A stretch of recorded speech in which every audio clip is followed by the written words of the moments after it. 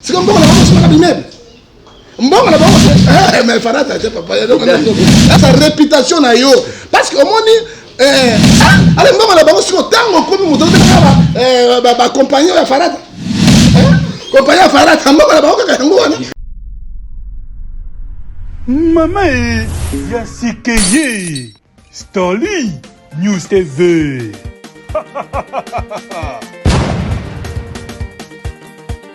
Stanley News TV. Ah beaucoup tendez. Live show. Culture générale et poids. Politique ya mboka. Mama.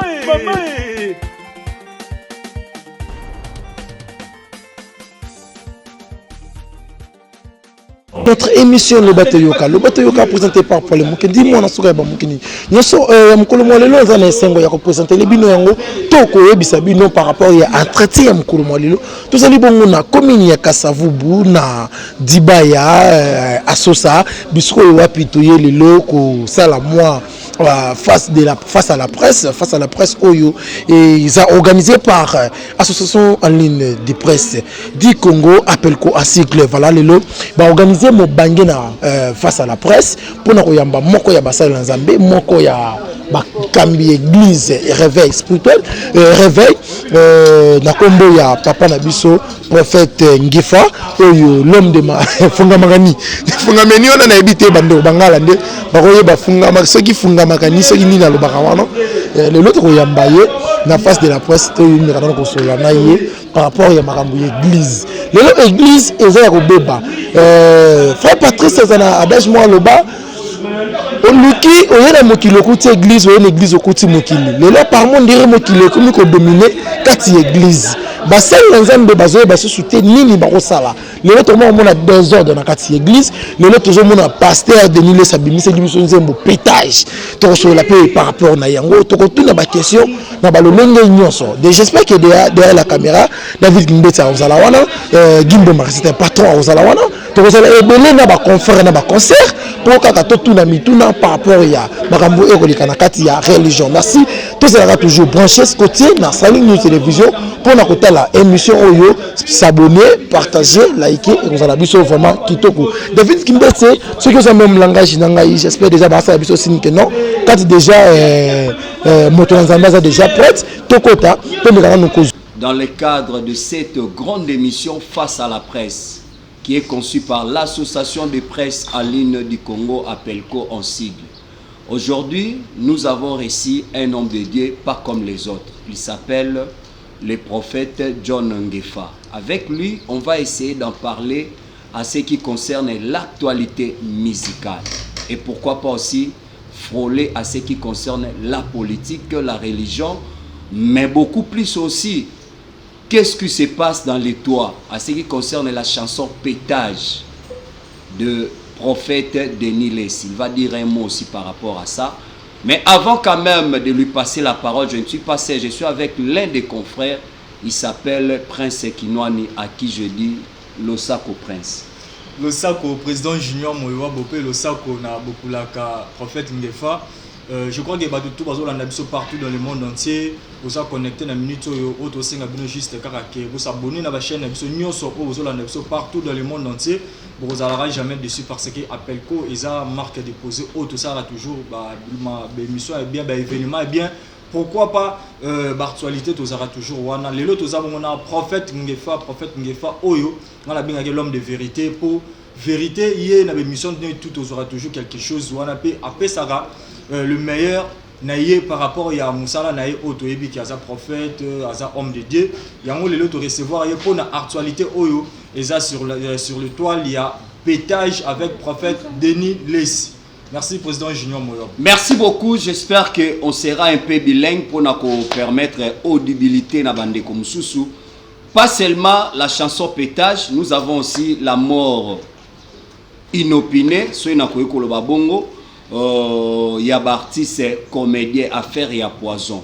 Et côté pas basal nzambe, côté pas artiste comédien et aussi prophète Ngefa au nyonso bozanango comme question boyo kango pas ba chevalier de la plume ba opposer l'un à l'autre ba question na bango à qui je salue déjà Losako prophète Nzambe aleki bango na nguya na monene soki lelo bo bengisinga na komi awa ayi pona sentiment te ayi pona lokumu te na ye pona likambo ko ina mboka parce que vérité éthique la vérité mais dans l'habitude toujours na ko banda boete sana évoquer Nzambe parce que Jérémie 33 verset 3 abi évoquer moi je te répondais je te montrais les choses cachées na ibete na na maboko ya batu malamu je sais que le Saint-Esprit est là na kobanga micro na bino te nini te parce que Somme 127 verset 2 à 3 soki Nzambe abateli to azobateli ezali kaka pamba to bondela Nzambe tata natiki émission maboko na yo natiki président ba journaliste nyonso baye oyo lelo baye kotuna mituna elobaka na bosemo atiki mboka Kongo mboka ya pelengendu ya ngoto bobo mboka oto bengi ya ipeke tele na maboko na yo parce que kolo tozoyeba esika tozokende mpe tokosuka te yawe natiki basali na Nzambe oyo bakomi kobembeke bato kobembe na kobembe Nzambe okutana na bango nayebi ete yo olobi na kati na mokanda na Deutéronome 29 les choses cachées sur l'internet il répète ça que les serviteurs totiki pe ba diaspora maboko na yo bango nde bapambolaka biso balesaka biso bina Jérémie chapitre 12 verset 3 je bénis ceux qui te béniront mais eloko tomona ba diaspora mo maboko ekomi makasi Nzambe beta mo marteau na misapi na bango efungwama po soki bango te biso tokobika te tata totiki basodo bazobina est na maboko na yo mboka ya biso toyebete Romains 8:31 si Dieu pour nous qui sera contre nous toyebete longo ezali banda na biso pour sukisa na biso akomona tata pe na mwana na molimo santu amen. Merci beaucoup amis internautes, j'espère que boyoki lingala vraiment kondo liba et pas prophète Ngefa prophète mais ba mom suna katsa le ya prière échappé biso hein ko bembeke kobembe ndemba mayela polo sote o tozomona lelo nde kobembe oyebi mwasi soki ozotie litoi soki une arrogance na première fois premier jour akondima ote ngana zalaka boinga parce que Galates 6 verset 3 lobi si quelqu'un passe être quelque chose il s'abuse de lui-même soki une kobembeye donc maloba malam tu es la plus belle femme du monde tu marches comme un poisson dans l'eau tu vois là mamtu ba kitoko parce qu'on a besoin eloko ba na kobembe yango kobembe yango. Merci beaucoup. En fait, to banana on a musala nzamba lelo basal na nzamba lelo osa l'évaluation ndengeni parce que à l'époque tango muzadi na balaye moi le lenge ya kobanga nzambe wana elobata pauvre mumba lobaka wabi na époque na biso tonto ndimeli nzambe po simba bible zo kasoni ba oseka oki abongwani mais lelo to mona ekomi nango à la page ndende kona biso moko ayemba j'ai cherché le monde je l'ai trouvé dans l'église dans le monde ozo ça l'évaluation na ndeni vous êtes dans les bons ou bien côté ngame côté monsieur le président mayebi association bien makasi mingi puis il makasi soki bobengi moto aya donc boyebi qui est moto wana moi je vais dire la vérité rien que la vérité soki les hommes mboka ezokufa na basali nzambe azokufa ça dit quoi toujours manquer vérité et mensonge père na biso ezali diable parce que ce tokamati Jean 8:44 le père de mensonge c'est le diable et je juge devant Dieu Jean 14 verset 6 je vais dire la vérité et que la vérité otuni ngai mosana nzambe le évolution négatif faut dire la vérité on a échoué dans notre mission tokolobani hein yo lingina lobani oyebi monsieur le président n'a pas eu fanatisme parce que quand j'ai recouru à la Bible Jacques chapitre 2 verset 9 Dieu dit c'est lui qui fait le fanatisme moi Dieu l'internet Dieu tout puissant qui a été dit de la terre je vous considère comme un agresseur na boy na un agresseur sauf que les choses marchent ça marche si ça ne marche pas ça ne marche pas les lots on a échoué dans notre émission Nzambe à Pesibiso ou à Tindakibiso mais toyeba na Ecclésiaste 12 verset 14 à 16 nous serons sérieusement jugés dans le tribunal de Dieu. Alors sauf que dans la Bible parce que mission Nzambe à Pesibiso à Liboso ndeko monsieur le président ezali Matthieu 10 verset 7 à 9 allez prêcher dites le royaume de Dieu est proche hein? C'est notre mission allez prêcher Et d'ailleurs, le matériel qui na ba veste était na litukate. Hein? Le royaume de cieux est proche. Et quand nous avons Luc 12, 30 à l'objet, cherchez vraiment le royaume de cieux. Bon, le royaume de cieux dans les prédications pires, dans la sainteté, hein? Dans la crainte de Dieu, dans l'obéissance, dans la purification. C'est là où tu es. Est-ce que là tu es préparé pour tout? Il faut dire la vérité. Parce que les pasteurs, les commerçants, ce sont les commerçants, l'église, ce sont les ligabros. Non, je dis la vérité. Tokei na otobengi frondonoje, ça dit même parce que lokuta moyibi escroquerie makamonyo so mabebo yoka ke zongi na quatre églises. Na zako de kuina sima. Tant Jésus a eu 12 apôtres, mais j'ai des esclaves à Tekaki. Trésor bandit de l'autre.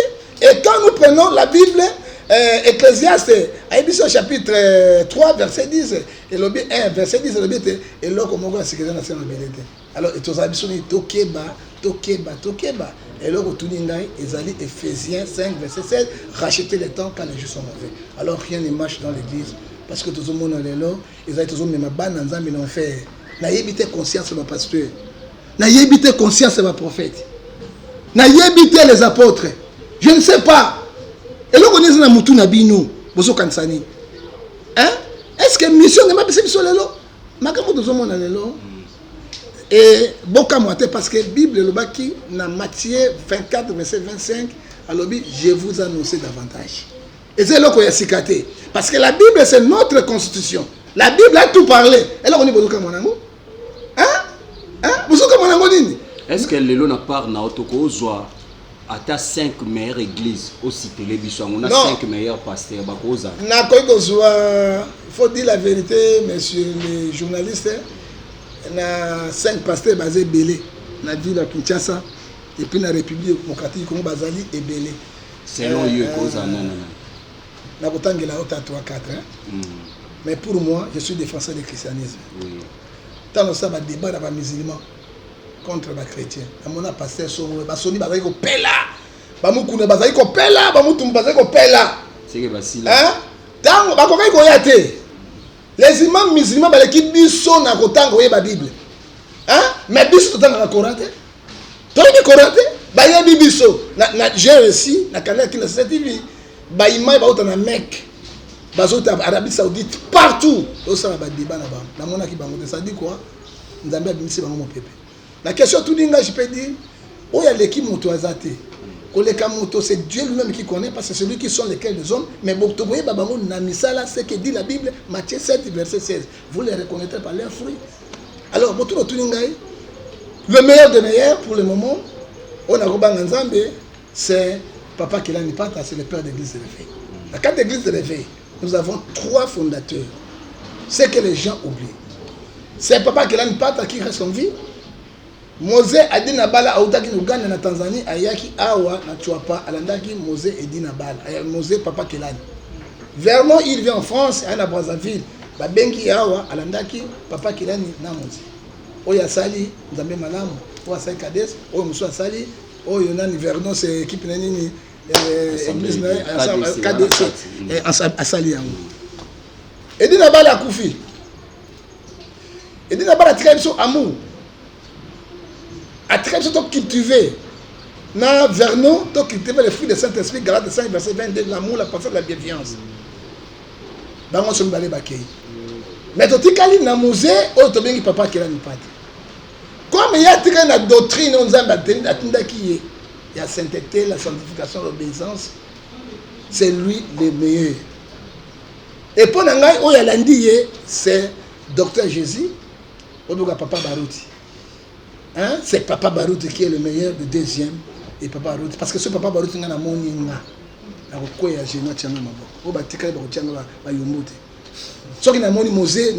je te dis la vérité, monsieur. Hein? Non, communauté. Non. C'est un pétage, papa. C'est un pétage, papa. Ah, moi, c'est 3 lobby, batomi, balé, barotan, basso, barokaniti. Moi, c'est la communauté. Non. Donc, ça, là, le comité, n'a pas dit wenge musique. Ok, il a dit wenge musique. Oh, bah, il y a tout sangay, tout sali, mais il y a musique. Parce qu'on dit vérité, dans la vérité. Hein? Ils n'avaient pas d'autres personnages juridiques. Hein? Tous les combattre quand même. Tant que ça là qui est en train de se faire, tu as dit pas Kaketa, NRC, RC, hein? Tu peux pas combattre Kaketa, tu peux bien ça. Et là on a NRC, ça dit quoi? Église de réveil réformée au Congo. Mais est-ce que réformée en Guadeloupe ou bien Pelengena pour le saut? Oh il y a une église, il y a une église, il y a une église. Tu sangani, tant que tu sangani yango, tu sali, tu benga yango confession religieuse. Pour tous les Mikanda, c'est Kabila. Le fils, tu appelles ça Ribiso, Mikanda wana. Mais toi, nous sommes même niveau catholique, protestant, qui bangui, c'est nous sotozali niveau moins que les Kimoninga zati. Ils étaient montabim ça une idée naïe non. Oyaye, ale makabaye, nani JBP naïe, ouela soit naïe, nani naïe basangani. La force n'a pas autant pas. Merci beaucoup l'homme de Dieu, Prince Kinwani. Un mot avant de passer à comme sous ma question. La question n'a mingi aux pas prophète Ngefa ni na ibandeli l'homme de vérité. Le prophète Ngefa dernièrement la salle qui émission na maman Jeannette, je crois que BP na PC Mbote place à Zali. Émission la salle qui naie à part là qui peut sur yo na kati a chaque témoin ya ba makambo mo be o ya arrivé là qui. Mais ils en a commentaire bande comme sous ba yo zo pese exemple ya prophète Ngefa. Bango déjà balongwa libanda ma nzambe. Do balongwa déjà na kati ya ma nzambe comme da libanda. N'avait yo mo peso yo karango. Soko yo karango ceux qui mutabi que prophète Ngefa za sous serviteur de Dieu. Pour s'adresser ni na bato. Bolingi na sala. Qu'est-ce que vous voulez mes chers frères? Est-ce que voilà comment on t'a défendu le christianisme voilà? Tant que les motos défendent le christianisme, frère, j'ai eu les imams qui venaient en Arabie Saoudite avec beaucoup d'argent. Tant qu'on a ni camion, ni moto, ni quoi. Par le but de soyons qui est comme imam radical. Pour ça, 6 mois, moi, si je suis en Arabie Saoudite avec une source, un bon goût. J'ai refusé. Hein? Bon, tu n'as qu'un qui a profité. Dans un bandal, on a. Tant qu'on a quelqu'un. Atindi nani bourreau na bango avec grand enveloppe et un bon goût. Abizwa. Tika makambona, je n'ai pas eu ça. Nagi na l'autre côté. Hein? Ngefa bima na makambo ya nzambe. So ngefa bima na makambo ya nzambe na ko défendre le christianisme té. Je vais aller à la corruption. Na boya kambo. Mais moi j'ai refusé l'argent.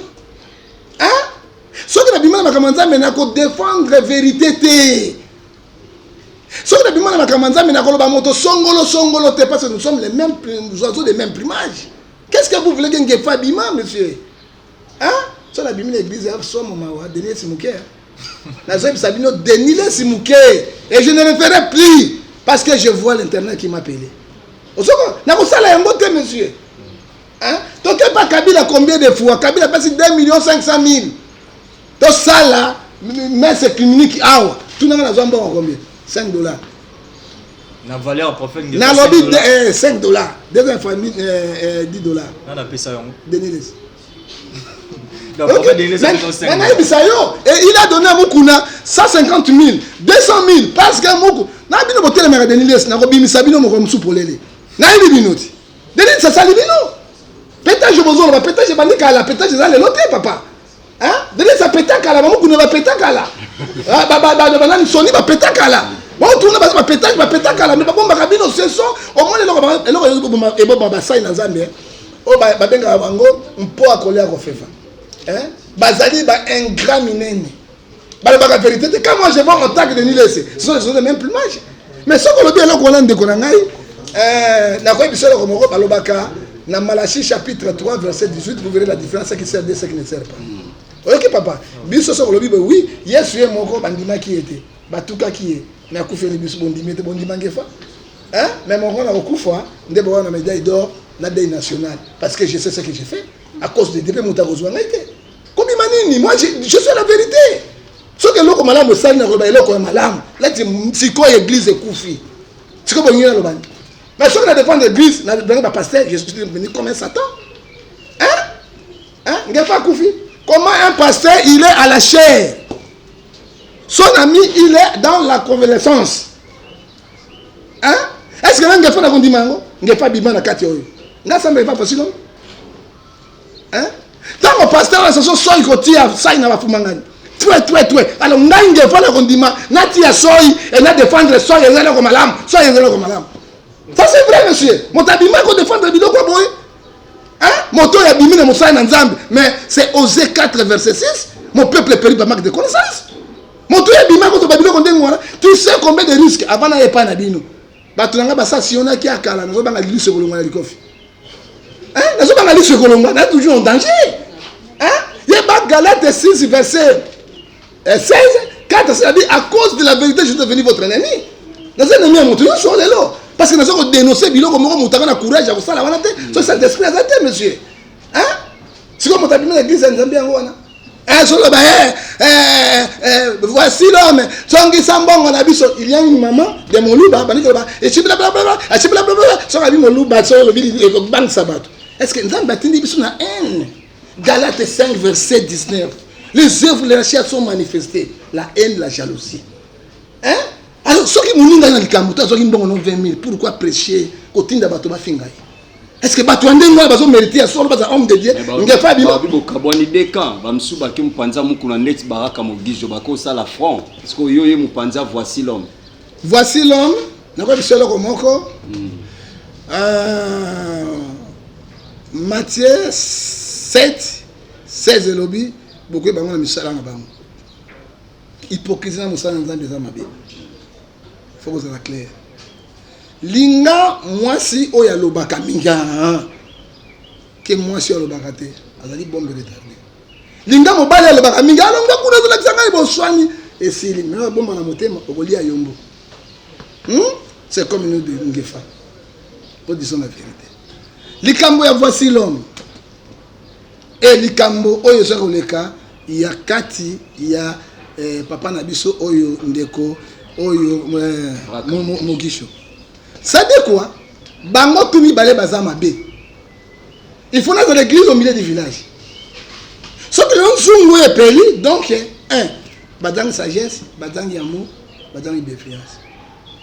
Tant que personne qui mbongo na bango ya signal, peuple va quitter, bato va quitter. Pourquoi attaquer nous les hommes de Dieu, messieurs?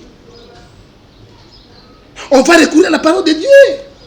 La parole de Dieu a tout parlé. On va prendre Matthieu 18, verset 20. Ce qui m'ont péché, bien que soit mis balé. Ce que si bité, bimisa batomi balé. Ce que si batomi balé, bimisa batomi, ça te peut bimisa yango. Bon, soyez dans mon inga te bani ko bimisa là. Moi, je sais que natango yo tatouende qu'on a biso azali na carte convalescente parce que il n'est pas encore guéri. Quand tu vois, t'as là, oh oui, bah voici on a courage pour les gars na boudé. Hein? Bah courage, non, on ne blague pas avec la santé. Hein? Dans mes petits motos, sagesse, science, intelligence. Hein? Abaxi corps, âme, esprit, tout bâti là. Hein?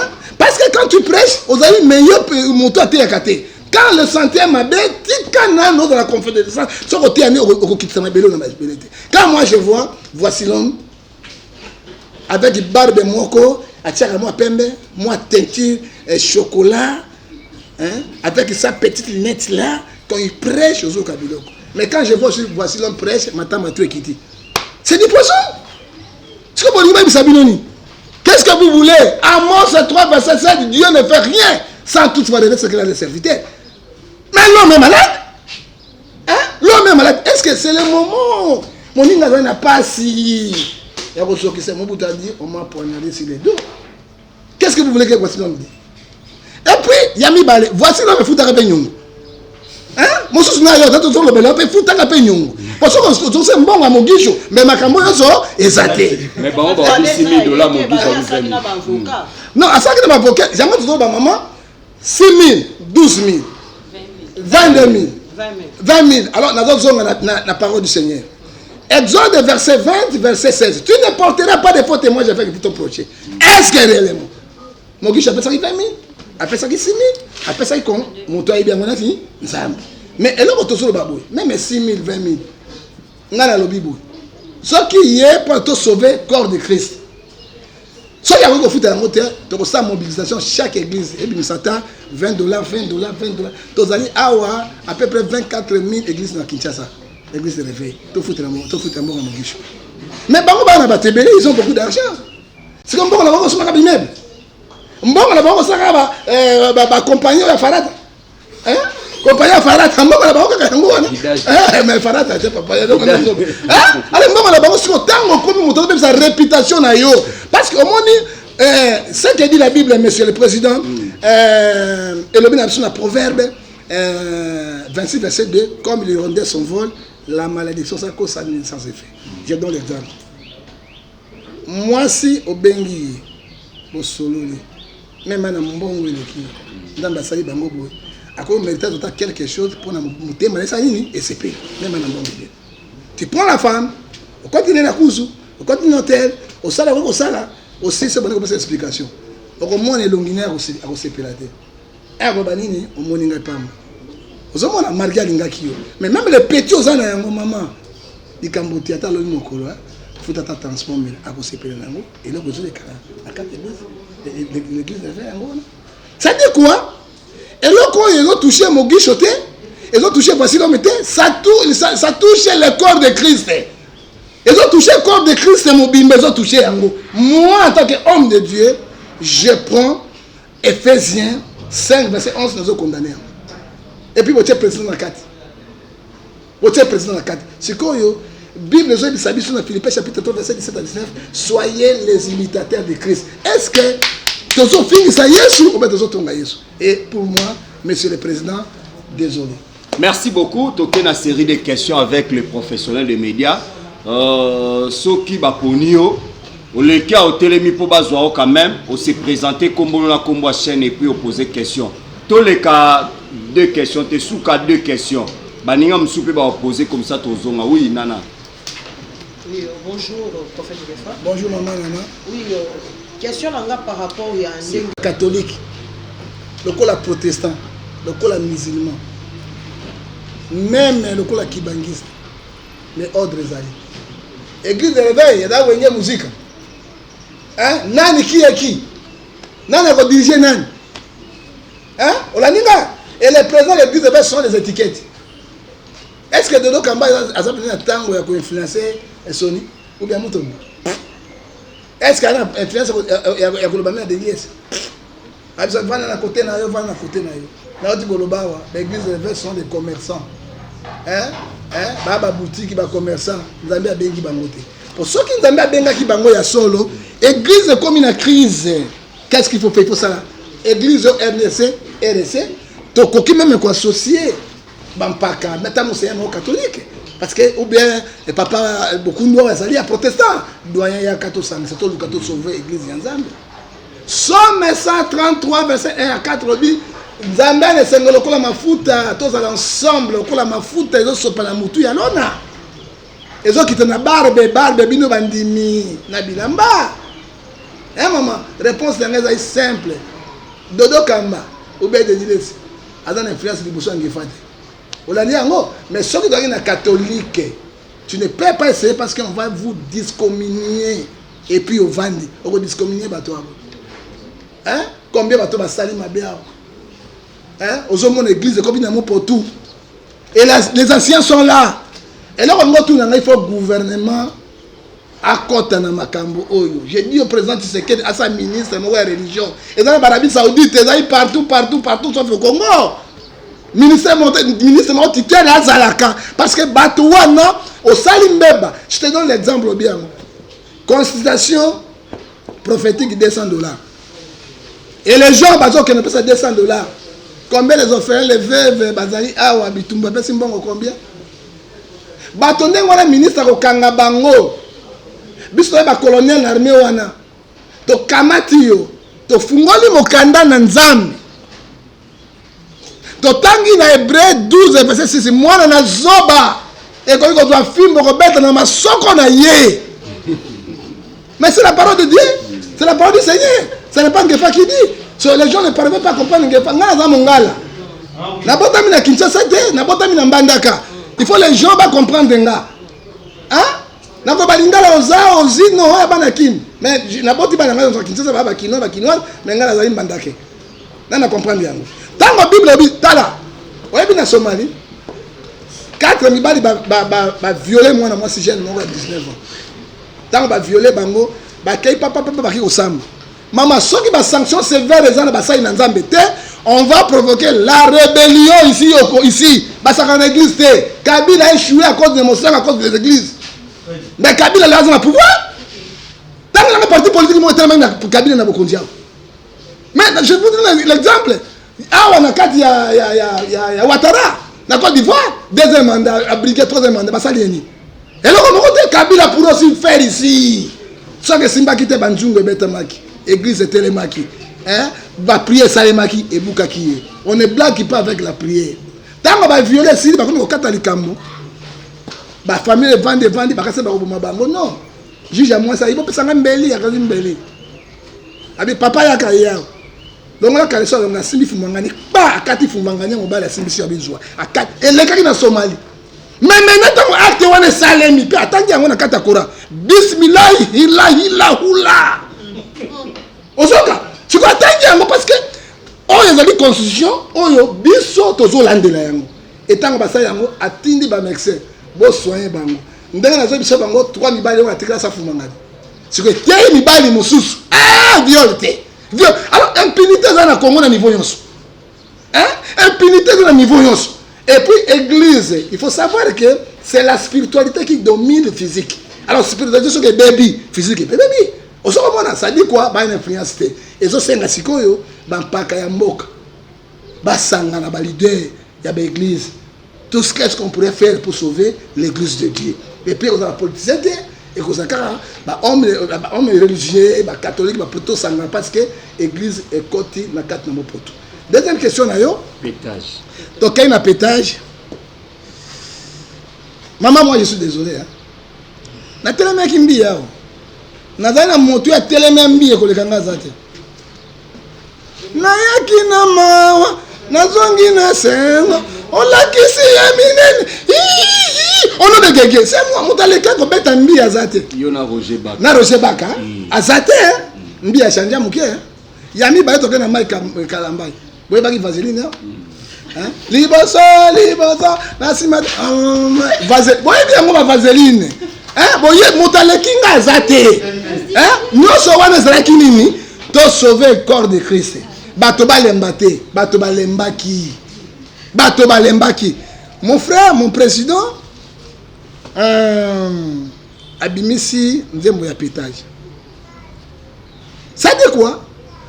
Quand quelqu'un ne marche pas conformément à la parole de Dieu, Dieu va vous vomir. Et la Bible me dit, après ces 3 versets 14 à 15, tu es ni froid ni bouillon. Ni bouillon ni froid. Moi, Dieu, je vous nourris dans ma bouche. Dans mon Zambie à Sanji Bango, à côté de Kabino, on a mal, on a Deutéronome 28, verset 28, esprit d'égarement. Et dans cet esprit d'égarement, personne ne peut te sauver. Ce que nous voyons aujourd'hui, c'est l'Apocalypse. Un passage qui a pétage. Et puis, je te forme aujourd'hui. Dans le pétage, disque moi kokanango ezate. Il a décalé. Na lobi na yo je te dis aujourd'hui eko cartonner monde mobimba. Pourquoi? C'est Jacques chapitre 3 verset 14 à 15. Cette intelligence ne vient point si très haut, il est physique, carnel et diabolique. Ça dit quoi? Comment un homme de Dieu na crié beti wana otuninga kombo ya nzambe ezate crié wana. Je vois d'accord Seigneur de Seigneur, gloire de gloire, Alpha, Oméga, au commencement, au temps de la fin, c'est toi qui es le plus haut. Akumise non. Kaka ba disque moko ba sonorisation diabolique. Lobi to condamna ki baninga, les lots zali wapi. C'est ça le problème. Les lots to condamna lobi baninga, les lots zali wapi. Ça me fait honte. Ça dit quoi? Nzambe asandi Denis Lesi na façon nyonso. Et puis bino bato boza simanaye. Bozo participer katinaye. 2 Jean chapitre 1 à l'objet 11. Ce qui ont payé cette ambote à Pam, au regard de pétage à Pam, il a été au participer dans ma bénaïe. Nzambe a bomi Moïse, a kobi qui s'amontoté. Les dieux que nous servons, Azan Nzambe a blague été. Et Romains 6 23, les sadis péchés c'est l'amour. Pour moi, n'a qu'on dit Mabilo qu'on a été, et ils sont bien. Ils sont bien avec les journalistes. C'est quoi publicité Satan? Qu'est-ce que vous faites maintenant, vous les journalistes? Featuring, ils ont la 4 fois ça, featuring, na bébé Bouchou. Bon, c'est bon. C'est bon, c'est Bible, c'est Bible, Galates 6, verset 7. C'est que l'homme là semé, il moissonnera. Mais on ne blague pas avec Dieu. Et maman, la question là, moi, en tant que prophète du peuple, je suis désolé, na basai na nzambe. Son yo bazo sala, lelo yo jamais vu. Balongwe na ba savon. balongwe na basoyi yoka mosali na nzambe azolakisa bato façon ya kobeta banjobi. Est-ce que c'est normal? Siko façon ya kobeta côté évangile ya nzambe te. Hein? Mama kana na nzambe zali. Je te dis hein? Nzambe atikala moto na bongo pa kufa te kana na nzambe zali. Balongo wana ba pasteur bazu de boxer afuti mbongo na ye. Loko ero babeta li ponda bilongo vimbi azoseka. Apesi mbongo. Pasteur na tel no ba nzambe akena renaissance. Akena ba football. Mais football eloko nzambe zaka na quantité. Football eloko nzambe zaka parce que la Bible me dit ma chère maman Matthieu 6 verset 24 tu ne peux pas suivre des chemins à la fois. Ce que nous voyons aujourd'hui c'est Ephésiens 5 verset 7 racheter le temps car les jours sont mauvais. Mais bango na seka balobaki par rapport à football. Balobi apôtre Paul alobaki courir de la manière pour remporter les prix. Paul pas alaki sportif. Courir yango ezali ya balle na kobeta bato limponda te. Courir yango ezali na liloba ya Nzambe. Moto okende vite na liloba ya Nzambe akobénéficier na yango qui peut pas s'inspirer également. Nani akobeta match na finale pe mort tonganga kota na kati te. Personne. Hein? Baïbi misa bazo sala kasi ils seront payés et jugés na Romains 14 verset 10 dans le tribunal du Seigneur. Ma question. Voilà, tout le monde bien, peut aussi que ça va bien. J'espère que bon comment Eleki vraiment kitoko questionnaire zaki ya biso ba réponse zaki ya invité na biso. J'espère que mututu azui ya malamu balobi bazwaka ya malamu ya mabe batikaka. Bino mo boyoki comment prophète Ngefa meki ko se défendre par rapport ya ba questionnaire na biso. J'espère que ngai nazana ebele au ça la commentaire te. Je dis encore merci na ba abonné nyonso ya Starling News Télévision parce que vous disposez qui tona bino ya otala conférence face de la presse Oyo vous avez présenté dans Appelco association en ligne de presse du Congo vraiment j'espère que quant à moi je vous dis merci bye. Maman Yasikeye Starling News TV.